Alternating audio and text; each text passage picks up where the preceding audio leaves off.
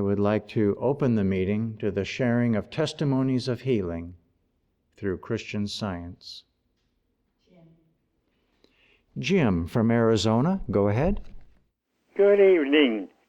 Recently I learned a lesson, and that lesson is that I must always get Jim out of the way and place God first in everything. It came to my attention that I had apparently sold some stock, but I could not recall such an action. I tried to come up with a possible solution, but had no answer. As soon as I could, I called for help from a practitioner, and that was the turning point of the situation. Soon I discovered a bank deposit for exactly the sum of money to the penny.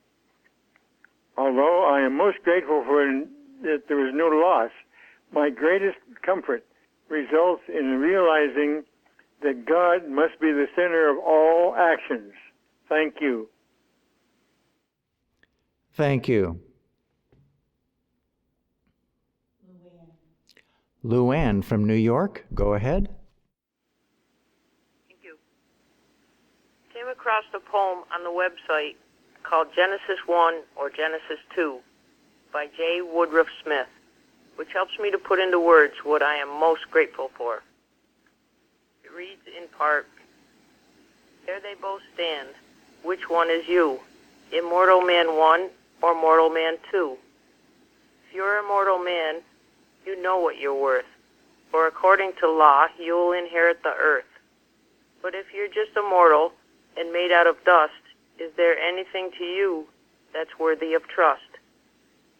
No, the thing they call man in Genesis 2 is the dream of the dreamer. It never was you. So know what you are. Take your place in the sun. You're the immortal man of Genesis 1. For many years, all I knew to be true was that the world was a big, scary place full of lies and deception. I was very afraid of the unpredictability and uncertainty around every corner. I lost hope and I gave up. What was the point of living? This is all there is. It was the dream of the dreamer in Genesis 2, the darkest place on earth. Then God led me here to the Plainfield Christian Science Church, Independent. A practitioner opened my thought to the true universe of God's creation, the universe of Genesis 1, man created in God's image, dominant over all the creeping things, not a man to labor or suffer. The key that opens every door. There was a conviction and honesty about the words she spoke that touched my heart. I was taught how to see the world that God created, trusting that it was right here if I would only draw from the courage that God gave me to stand against anything that would obscure my view. I learned to forgive and let go of the past, and when I did, I saw neighbor helping neighbor, promises kept, prayers answered, relationship repaired, and health restored. I now own a business which would have been financially impossible without God. I'm so deeply grateful for the practitioner support I have received that continually encourages obedience and trust in God, which has strengthened my love for God and my fellow man and enabled me to overcome so much despair. A world without love is no world at all. Thank you. Thank you. Shahi from Maryland, go ahead. Thank you so much for those readings tonight. I would like to express my gratitude for all that I've gained by being a member of this church. I was raised in science, but after suffering a health crisis that left me with a physical ailment that was not quickly healed, I felt less than welcome at my branch church. It was as if a CS shouldn't dare have an ailment or have an issue to meet. But at Plainfield, I found a church family that was not bound, that was not limited by geography. And I am immensely grateful for all the great practitioner help I've received here and for our website full of gems that have been very supportive to me and that go out to bless mankind. Thank you so much. Thank you. Barbara or Ken from Pennsylvania, go ahead. Hello. I'd like to express appreciation tonight for the audio selections on the Plainfield site. Last night I was listening to Leaves of Healing by Peter V. Ross, read by Bruce Singletary. In one section, in section 1, Radiant Realities, I listened to what apparently was a letter titled, Which Man Are You? Mr. Ross states in essence that to refer to my true self or my real self is to imply that we have two selves. For example, we shouldn't say my real self is well, say instead I am well. Seems like an important point to me. Today we listened to some of section 4, the alibi styled age. This is some more great stuff. We highly recommend the recording. Thanks, Plainfield, and thanks, God, for Plainfield. Thank you. Shardul from Pennsylvania, go ahead. Good evening. Tonight, I would like to offer my gratitude for everything that I am learning here at the Plainfield Christian Science Church Independent. I had recently talked with the practitioner about how God manages to provide exactly what we need at any given moment. This week, when a family member was unpleasant with me, I started to get annoyed in my head and humping silent complaints. Then, I quickly remembered to stop this nonsense and use my science. On my way home, I remembered The Law of Right Feeling by Reverend G.A. Kratzer, and then what Martha Wilcox said about translating everything to its original spiritual idea. When I arrived home, I found a creased envelope that I had found earlier that had dropped to the floor, and I had placed it on my computer. This is what it said, written by Mildred E. Beans, attributed to or written by Mary Baker Eddy. Quote, God good alone controls us. We feel no mind but his. There is no other mind to feel. God gives all the thoughts we have, governs all we do and say and think. End quote. I smiled to myself, sent out blessings to my family member, and sat down to write this testimony immediately. Thank you, Plainfield Church, for teaching us, sharing, uplifting, healing, and being all you are. Thank you. Thank you. Wendy from Georgia, go ahead. Yes, good evening. I would like to express my gratitude for tonight's reading and for God's protective, all-encompassing love. A few weeks ago here in Georgia, the governor issued a mandatory evacuation of Savannah due to the threat of a hurricane. While I did not want to give in to fear, we calmly packed a few things and left our house. A dear friend of mine from my college days who lives north of Atlanta phoned and offered us a place to stay as a refuge from the threat of the storm.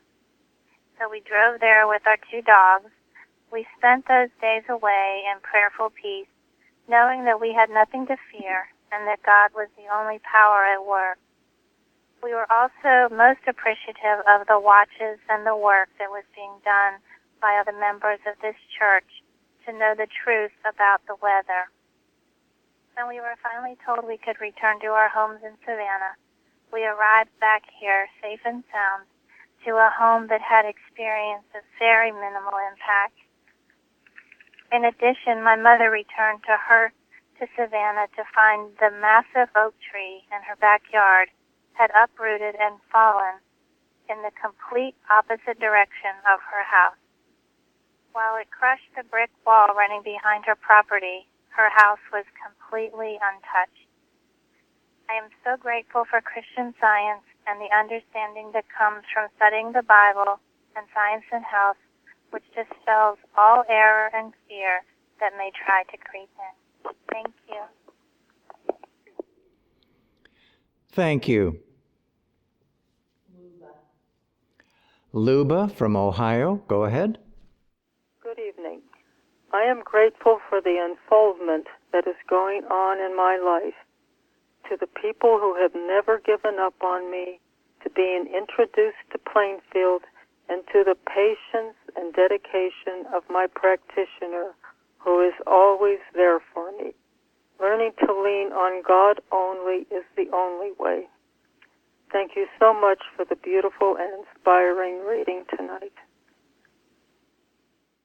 Thank you. Elizabeth from Georgia, go ahead. I'm very grateful for God's provision. A year ago, my husband left his job because he felt the head of the company was unprincipled, and he just felt he couldn't work in that environment. So after searching for 5 months while unemployed, he did accept a job last March in his field, but the salary was quite a bit lower. But he took it because he needed the work, and he was told a better opportunity in the company would be available down the road. Well, a few weeks ago, he was presented with a position that seemed to be perfect for him. And he wrote up a detailed proposal, only to find out that the head of the company selected someone else with much less experience. He expressed to me his disappointment and surprise and helplessness at the situation. Over the past year, I've seen God's supply in action. All our needs have been met perfectly despite the lower income on his end. We've had some rentals that did well, and we received a small legal settlement and some other things that have helped. But it came to me very clearly last week that each of us is a light that can't help but shine. Jesus said, "Let your light so shine before men that they may see your good works." And as was so beautifully read in the readings tonight, God is the parent mind and man is God's spiritual offspring. So everybody has this light because it's just part of God and part of us. And I knew that all the good my husband expressed, the diligence, creativity, great customer service, work ethic, just couldn't be hidden because it came from God, and no human personality had a say in his career. So I wasn't at all surprised when a couple days later, a former boss called him with a position that he is very excited about with a very good salary. And it came about so naturally and seamlessly, and I'm just very grateful to know that when we trust in God and apply the laws, his laws, to every problem, that he answers in just the way we need. Thank you. Thank you. Karen from Kansas, go ahead. Thank you. I'm so glad and grateful to receive so much literature from the Plainfield Church. It keeps us on our toes. Among the many items I received from the Plainfield Church was the article on body by Mary Baker Eddy. I studied the article every day. It was so enlightening and liberating to find out that substance is spiritual, not material. And I am so grateful to find this out because I never really quite understood the material and spiritual body. And I thought that they were two different bodies. There's only one body, and that was so enlightening to hear that. And also that there is no condition in the body. There's nothing in the body to be rebuilt or straightened or healed. There's nothing to change. There's nothing needed but to see God. That was so liberating. And I am so glad for the practitioner's work and for all that I received from the Plainfield Church. Thank you so much. Thank you. Jeff. Thank you. From this week's full text lesson sermon, I read from the Bible, James 4, lines 7 through 10. Submit yourselves therefore to God. Resist the devil, and he will flee from you. Driving here to Plainfield Christian Science Church, Independent tonight, someone cut me off on the dark road. I swerved around, slamming on the brakes to avoid a potential accident. But driving away from the scene, I remembered hearing recently someone's testimonial here that there are no accidents in divine mind. Even so, as I drove on, thinking about the near miss, I was more than a little annoyed at the aggressive driver whom I watched speed away into the night. After all, I thought, wasn't it he at fault? On closer examination of my thinking, I had to admit that I was wrong to hold a grudge against the other driver. But why, I wondered. I felt the sting that follows such thoughts and realized it was plain old anger and resentment, masquerading as self-righteous indignation.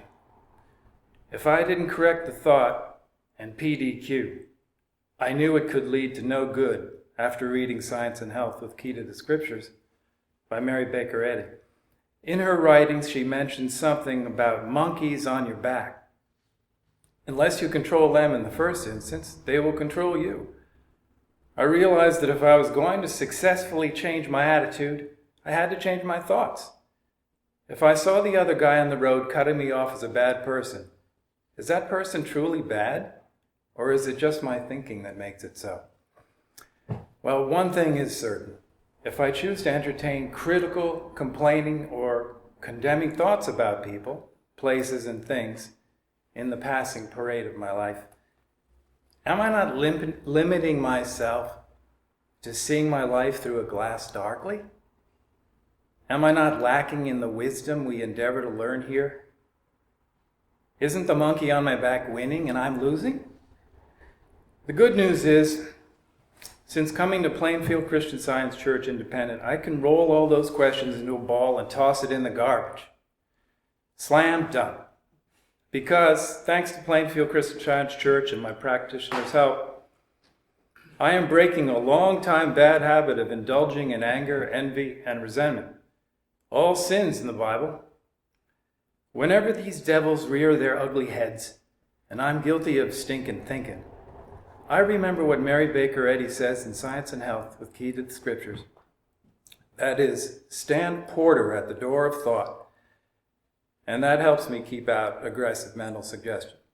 In closing, driving to church tonight is different from other nights. There's a healing going on in the world instead of another incident of road rage. Christian Science showed me a couple of signposts. Agree with thy adversary in the way, and love thy neighbor as thyself. Christian Science enables me to see that other driver who cut me off as I would want him to see me. Not as a bad person, but rather as God's perfect, all-harmonious child. Thank you for listening. Good night. Thank you. Linda from Pennsylvania, go ahead. Good evening. Thank you, Day, for the beautiful readings, and thank you for all the testimonies tonight. I am very grateful for our Plainfield practitioners. I'm also grateful for all that I'm gaining in my understanding of God. A few weeks ago, the teachers at my son's college were in the process of negotiating a new contract. A strike deadline was made, but I figured it would get all sorted out. When the strike started, I talked with my practitioner about what was going on. I wasn't even sure where to begin to pray. I didn't even realize how much I had allowed it to bother me until I called her.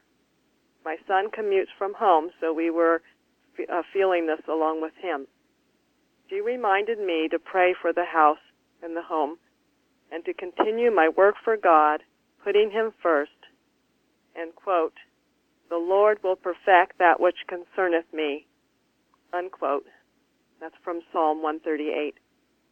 By the second day, I felt peace and found that I had stopped focusing on thoughts of possible outcomes, such as how long, what ifs, like lost time and credits, etc., and schedule disruptions. My son decided to stay away from the confusion and picket lines for a couple days.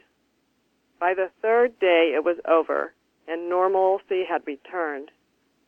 An article called Patient Waiting by Helen Hickson from our website was very helpful. That reminded me that waiting wasn't just allowing time to drift by, but practicing qualities like courage, right activity, humility, etc. During this time, old upsetting memories of long, contentious strikes from my childhood melted away. I give the prayers and God credit for this healing with the strike that just happened because of the many obstacles to the agreement that I had seen that were listed in the newspaper and that the teachers' grievances were shared with the kids. And they hadn't had anything like this for over 30-plus years. And in the first night, they weren't even at the bargaining table. And I was just so awed, and it was just a beautiful working out. And I'm so grateful for that. All that I'm learning here. And have a good evening. Thank you. Betty from California, go ahead. Good evening. I want to say thank you for the beautiful readings tonight. Really found them comforting. A few weeks ago, after riding my bike, I experienced pain in the hip and knee area and found it painful to walk. I asked for help from a Plainfield practitioner. She said that mortal mind would say that these are signs of age, and to know that I am ageless, diseaseless, and deathless, as we're taught to know at the beginning in the morning. To work with the definition of God in Science and Health, and lastly, to listen to the article called Body on our website, read by Gary Singletary. And this was the same article that was mentioned by a previous testifier. This article, titled Body, was extremely helpful. As I worked with these things, there was improvement. When I called again for more help, she reminded me that pain or discomfort is simply a reminder that I am spiritual and not material, and to work with the scientific statement of being. Within a day or so, there was vast improvement and much less pain. Well, I was so happy, I decided that I felt better. I got back on the bike again, and a little self-will going on there, and it felt like the trouble had come back again. When I called the practitioner back, she said to read pages 390 to 393 in Science and Health, and don't push the recuperative activity. Keep thought right and pray before and during physical activities. And the blessing of the Lord maketh rich, and addeth no sorrow with it. Well, with that, the leg problem cleared up quickly, and after several days, and I was patient, I was back to riding the bike again with no problems. I'm so grateful for the practitioner's help and the patient, common sense teaching that we get here. For Christian Science, and of course for this Plainfield Christian Science Church Independent. Thank you. Thank you. Day or Florence, go ahead. This is Day. Thank you. I'm thankful for this week's watching point, number 495, which reads, watch that you remember the rule. If you take error seriously, it will take you seriously. The article also includes the statement, keep your grin ahead of your groan. This watching point is exactly what I needed to read. Since joining this church and studying what I'm learning, I have noticed that whenever I am too serious about something, it's actually because I'm entertaining some sort of worry, fear, or doubt about the situation. And this always causes me to lose my smile for long periods, although I naturally keep my smile majority of the time. This watching point has helped me to understand that when I realize that I am being too serious, I must ask myself what I am worried about, doubting, or afraid of, and I must handle the suggestion by affirming the truth about it. I'm so grateful for this necessary awakening and for the good work it has given me to do from now on. Thank you so much for tonight's meeting, for all the testimonies. Thank you. Fairley from Maryland, go ahead. Thank you for the readings on man's completeness and perfection. I'm very grateful that I've found the Plainfield Church on the Internet. It has changed my life in many ways. With all the teaching of how to practice Christian Science correctly, the ever-available practitioner support, the Bible studies and roundtables, and all the literature Plainfield offers. Articles by many people, including those at Plainfield, as well as books by early workers, which I'd never heard about before. Two pieces that I read every day, among many others, are one from the lesson, Mary Baker Eddy from Lessons of the Seventh Day, in which she asks us to keep a time for meditation every day, pondering in thought your infinite, harmonious, Christ-expressing selfhood and claim it as you.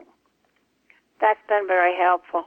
Also, an article by Edward Kimball, A Letter on Poise, in which he speaks about the poise of the perfect man is in perfection, a state of self-knowledge, dominion, grandeur, repose, superb appreciation.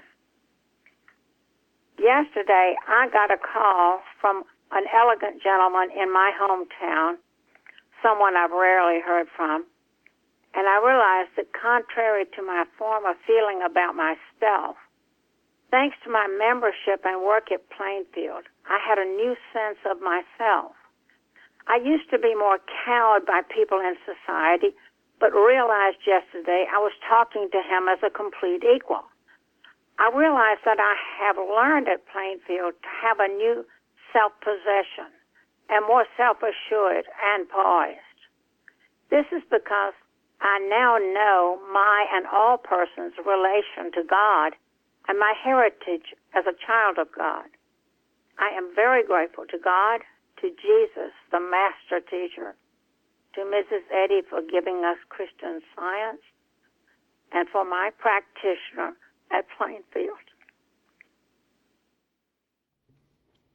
Thank you. Craig. Those were tremendous readings. It is so inspiring and rings so true that we are complete and perfect. I wanted gratitude for all the tremendous support and the ever-present God and God's Spirit that's with each member. There's so much that God has for us to do. Church, lifting up others, bringing them in to know Him more, knowing Christian Science, and making people feel that there's something better in this world, to start seeking Him. Well, God has so blessed me and given me tasks to do that yes, regarding the churches and watches and works for the world, and also and business, things that I find sometimes puzzling. But He knows all the answers, and I reflect back that sometimes when I'm at peace and an answer would come, and I know it had to be from God because I didn't give it. Well, I went to lunch with some church friends the other day, right at a pinnacle point, some project I was working on, that somebody had faith in me to give it to me. And, well, I knew that God had the answer for that and knew exactly what to do. And that He had given me the work to be a blessing, to blessings to the church, to my family, and certainly the world. because we build things that help people communicate with each other. And so I went back from our lunch feeling inspired and humble, and just got hold of hymn 137 when I was probably on my knees. I need thee every hour, most gracious Lord. No tender voice like thine can peace afford. And I just found that the right direction would just flash into my thought about what to do. And I grabbed onto it like Jacob was grabbing onto that angel, and just kept singing this hymn, all the verses, until all the pieces started coming together. And I realized it was right and normal, because it's not any of us doing it, it's God working through us. He is, he is ego. And I need to just not think that I'm separate, but just let him work. Take it on. This is his work and he's doing it. And it all came together, and I thank God that I was not ashamed and I'm able to accomplish what I was given to do. It's a wonderful church in all things. Thank you. Thank you.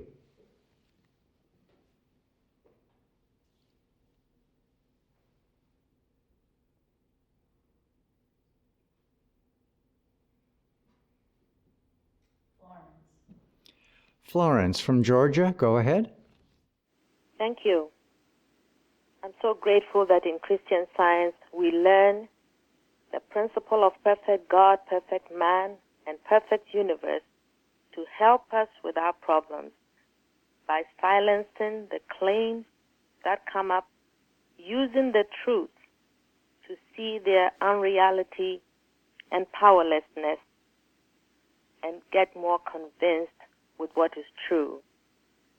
For example, the false sense of lack was a constant challenge for me. I did not realize that to accept one form of limitation or lack meant many more forms of lack were real.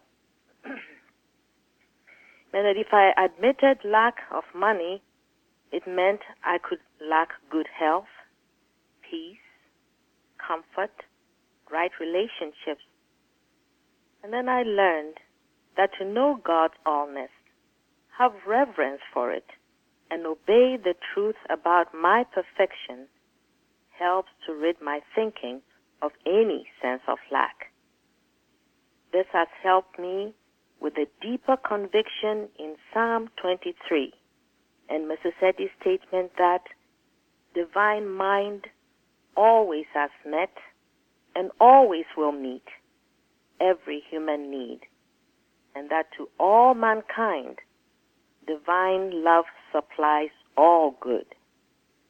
I am so grateful for this, so grateful to Mrs. Eddy for bringing this truth to all of us in this world. We all have an identity that includes our completeness. Thank you so much for the readings tonight, for all the testimonies, very inspiring and encouraging testimonies. Happy to be here tonight. Thank you.